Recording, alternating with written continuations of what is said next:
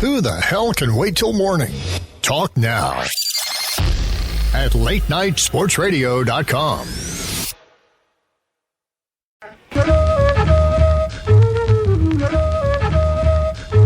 Cause you can, and you don't stop. Cause you can, and you don't stop. Oh, when you can, and you don't stop.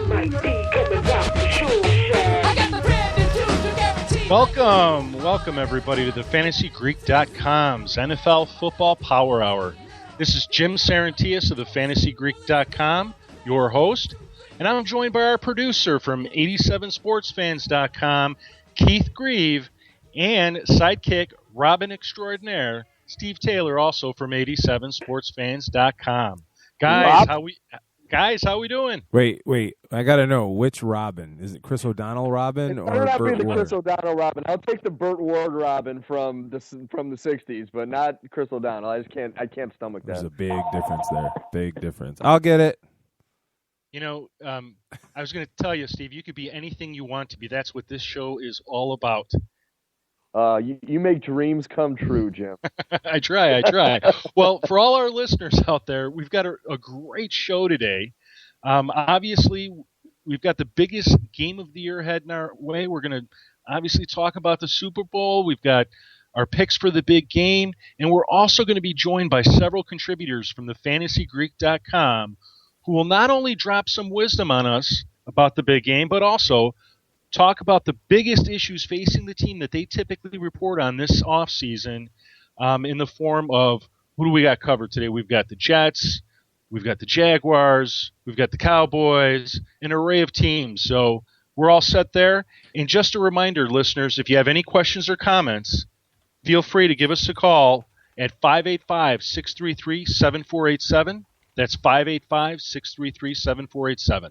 There's no such thing as a stupid question. Except for Steve. Okay. Wow. Holy Just crap. dropping it where I can, Steve. My name is Punching Bag Taylor. Welcome. It is. You go All right, without further ado.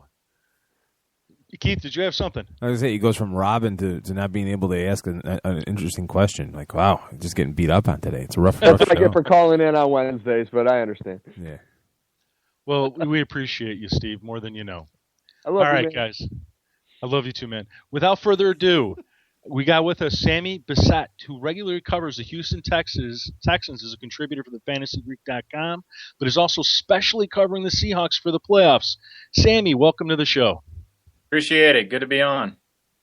Sammy, before we get to the Seahawks and your Super Bowl pick, because I am definitely looking forward to it, what's the biggest issue facing a quarterback-starved team like the Texans this offseason? Well, naturally, there's a pretty big uprising in Houston. Probably going to start a petition pretty soon just to maybe throw JJ back there. I'm not really quite sure what else we can do at this point. A little bit sick and tired of watching Fitzpatrick. Keenum as well. You know, it just seems like a lot of stopgaps, really hoping that we can find another guy. Ryan Mallett may be that option. The injury was such a difficult setback that it's just another offseason of saying to ourselves we're only one quarterback away. So it's tough way to go with the Texans quarterback situation. We'll see. Besides the quarterback situation, you see the team addressing anything else in the offseason? As much as we love him and as great as he is, and he's a Hall of Famer in my opinion, there needs to be another guy that's helping out Andre Johnson a little bit. You know, DeAndre Hopkins really stepped his game up this year, proven to be a pretty solid number one option, but with as much cap space as Andre's going to be eating up, his unwillingness to mess with his contract and kind of help the team out during the offseason, didn't even know if he was going to play this year. They need a third guy in that receiving core. And then, of course, the offensive line was just kind of shuffling people around for a lot of the year. Dwayne Brown seems to be the only consistent person on the line, so we'll see. It's going to be a difficult offseason.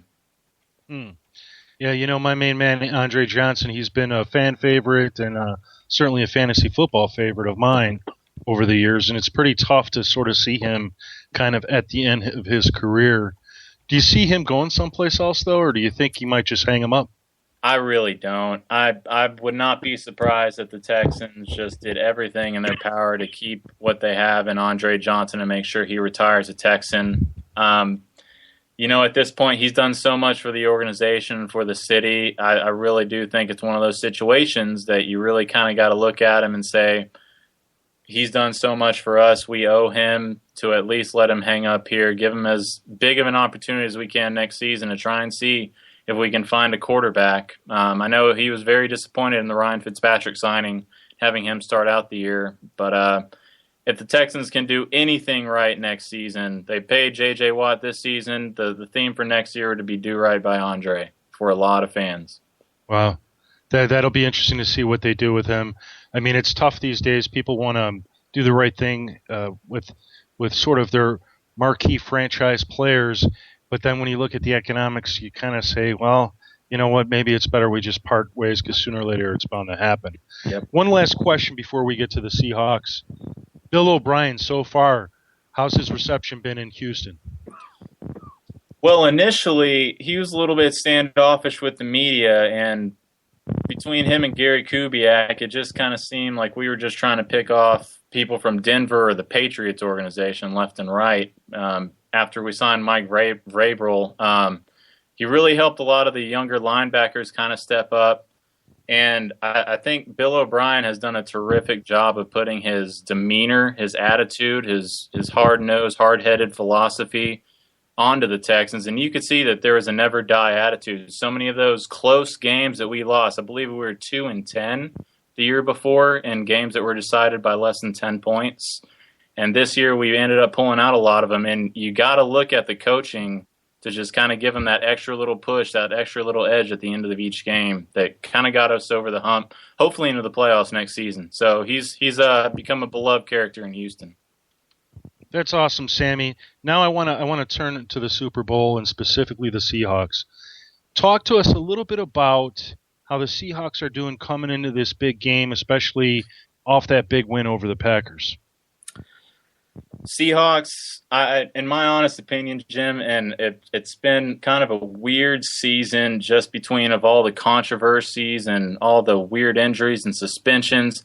I really think, and this is just the way it works out in sports, that the best two teams made it. In my opinion, the Seahawks, for the majority of the year, were the best team in the NFC.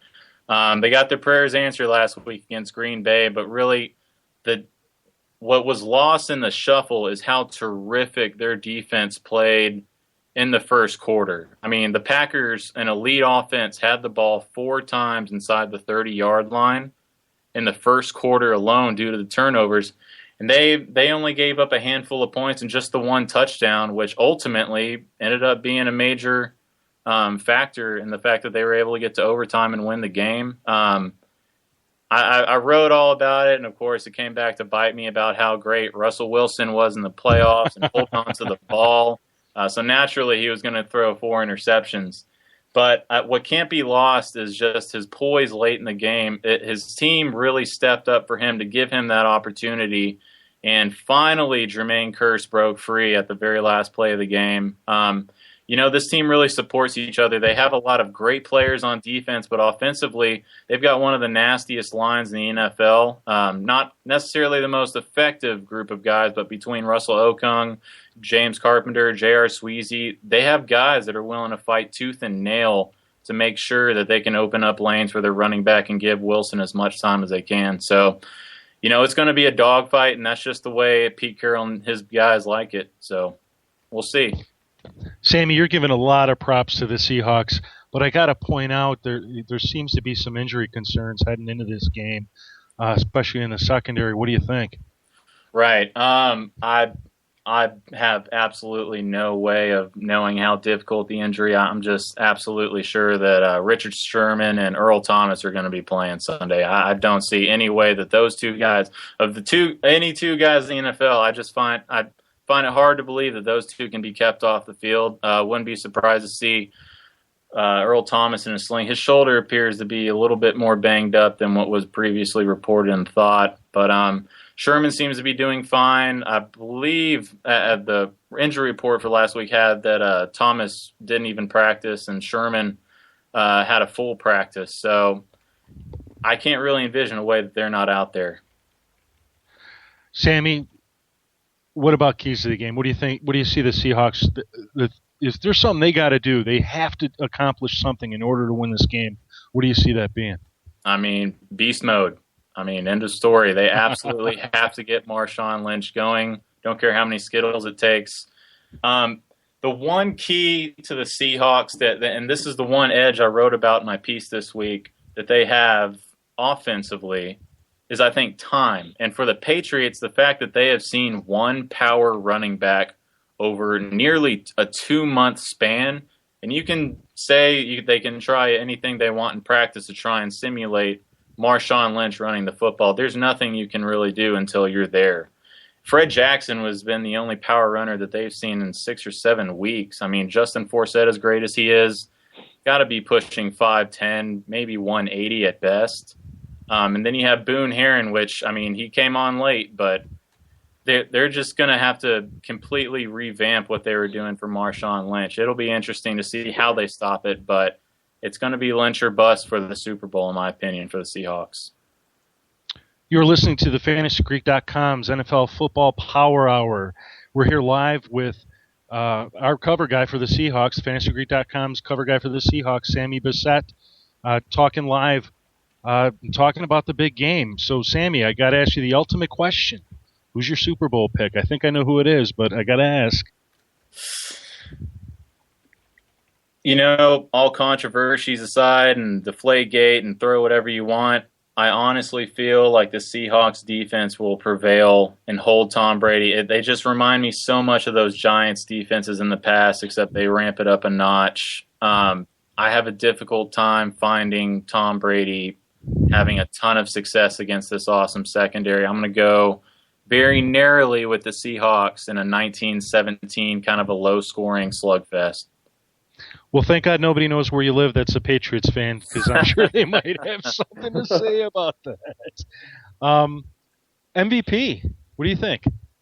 MVP, I already talked about him a little bit, but I think Marshawn Lynch is going to have to be the MVP if Seattle's going to win. I mean, and the Patriots, they've done. It's been a little bit of LeGarrette Blount. It's been a little bit of Shane Vereen. It's been a little bit of Gray, of all people. Didn't even know he was on a roster until he busted out for a few games this season. But you know, they've got a couple different ways they can hurt you, but it just seems like the one consistent guy for Seattle this year with their awkward, weird, average to so wide receiving core. Marshawn Lynch has just got to be the guy, and I think they're going to give him every opportunity, as many touches as he wants this Sunday. I've been rocking this beast mode thing kind of hard. And you know that's our lovely producer, Keith Grief. Keith, thanks for dropping that on us. I found this Marshawn Lynch soundboard today. Can you put that in a loop? Is it like 5 different statements and that's about it? No, there's tons. I'm just here so I won't get fined. Yep. Hey, I'm just here so I won't get fined. Just here so I won't get fined. I'm just here so I won't get fined. Oh, you're killing me. Oh, my God. Sammy, thanks so much for your time. You please feel free to hang out if you can. If not, no problem. We're going to catch up with you again some other time. We'll bring you back on the show. We'll get a full 20 to 25 minutes of top Texans talk with you. For the listeners out there, it's Sammy Bissett, Bissett, and you can follow him on Twitter at Sammy Bissett. Sammy, thanks so much. Anytime. Appreciate it. It's been a great season, fellas. And there goes Sammy. Guys, what do you think so far? I might as well just go ahead and throw it in the grill, you see? I think somebody's got to break Keith's fingers. That's what I think. Yeah. No, he had a lot of great insight, and I agree with a lot of what he said about Houston. They definitely are a team on the precipice of making the postseason, and they just need a couple little tweaks here and there. I said it after the draft last year that ignoring the quarterback position last year in the draft was probably the biggest mistake they could have made. Oh yeah, and I stand by it. How did Clowney do for him this year? That's all you got to say. Yeah. Well, you know what? They'll get him back next year. So, I mean, I suppose that's the best you can say about it. Even if he was healthy and didn't have an injury issue, he can't throw the football. So yeah, that's absolutely true. Okay. Just a reminder to our listeners out there, this is FantasyGreek.com's NFL Football Power Hour. And if you have a question, please give us a call at 585-633-7487. That's 585-633-7487. Now, everyone, let's welcome Jim Widener, who regularly covers the Green Bay